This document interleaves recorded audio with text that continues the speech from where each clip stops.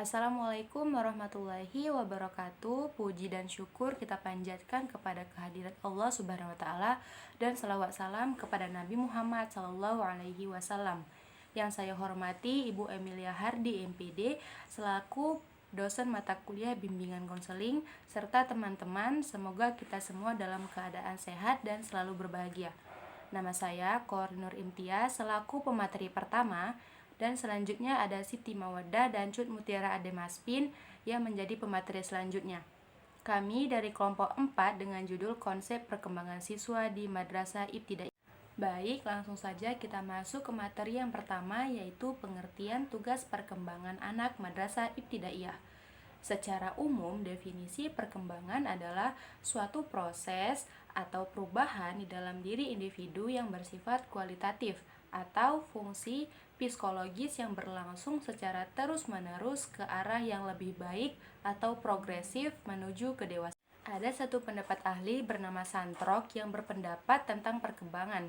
Jadi, menurut Santrok, perkembangan adalah bagian dari perubahan yang dimulai dari masa kanak-kanak dan berlanjut sepanjang rentang kehidupannya. Proses perkembangannya merujuk pada kesempurnaan dan tidak akan bisa diulang kembali. Dalam kacamata psikologi, perkembangan dapat diartikan sebagai proses perubahan dari masa bayi, kanak-kanak, masa remaja, sampai dengan masa yang dewasa.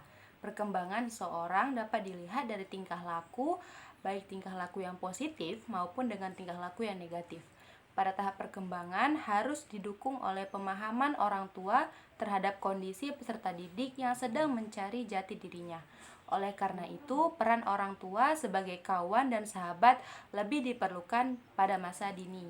Selanjutnya akan dijelaskan oleh Siti. Assalamualaikum warahmatullahi wabarakatuh. Saya Siti Mawadah. Di sini saya akan melanjutkan materi selanjutnya, yaitu mengenai aspek perkembangan anak.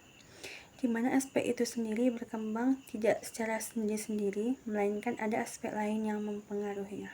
Dalam sebuah pembelajaran, kita sangat membutuhkan aspek yang dimana aspek itu sangat berpengaruh terhadap pembelajaran. Jika kita akan mendapatkan sesuai tujuan dan mencapai tujuan itu, kita memerlukan aspek, di mana ada 7 aspek dalam perkembangan anak.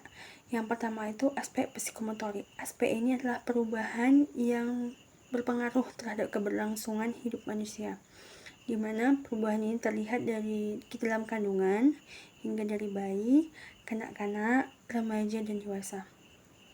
Setiap individu ataupun seseorang memiliki perkembangan psikomotorik yang berbeda. Dalam perubahan psikomotorik yang dapat kita lihat itu mulai dari perubahan berat badan, tinggi badan, perubahan warna kulit, perubahan dan perubahan warna rambut. Tetapi ada satu perubahan yang tidak bisa kita lihat, yaitu perubahan dari psikis.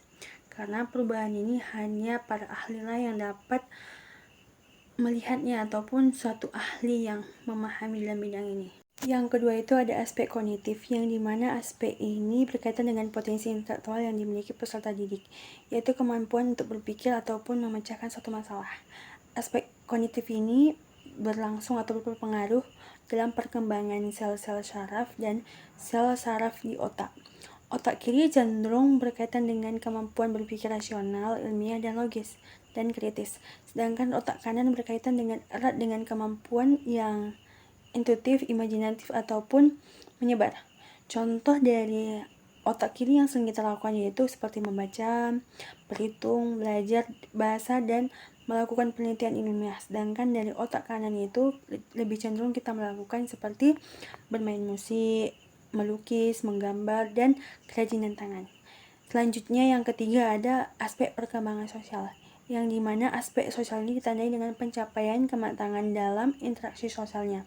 Seseorang yang dikatakan mampu ataupun matang dalam aspek sosialnya itu dia mampu menyesuaikan, dia berinteraksi baik dengan seseorang lainnya ataupun sendiri maupun kelompok, yang dimana dia dapat menyesuaikan dalam norma-norma yang berlaku, seperti itu.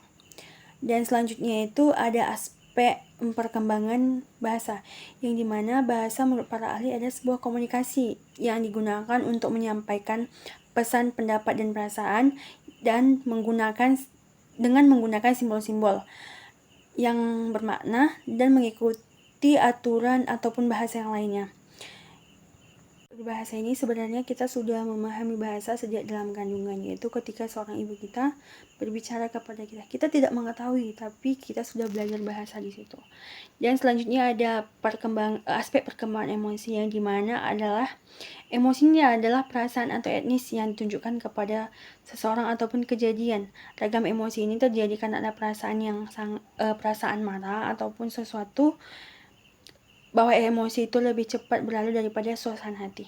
Maksud dari aspek ini ialah kita dapat mengendalikan ataupun mengetahui bagaimana perkembangan emosi kita, bagaimana kita cara menyesuaikan diri kita, bagaimana cara kita untuk menempatkan emosi kita nantinya di suatu lingkungan ataupun suatu kejadian yang kita alami.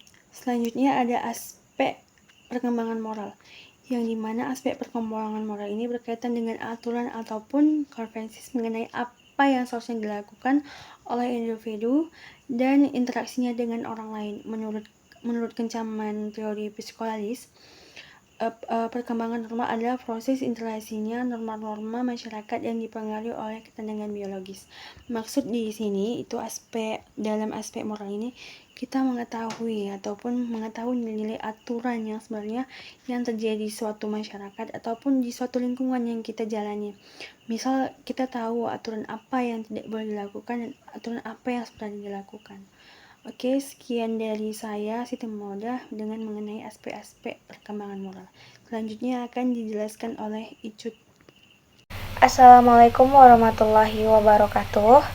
Saya akan melanjutkan presentasi bagian C, yaitu tentang karakteristik perkembangan anak.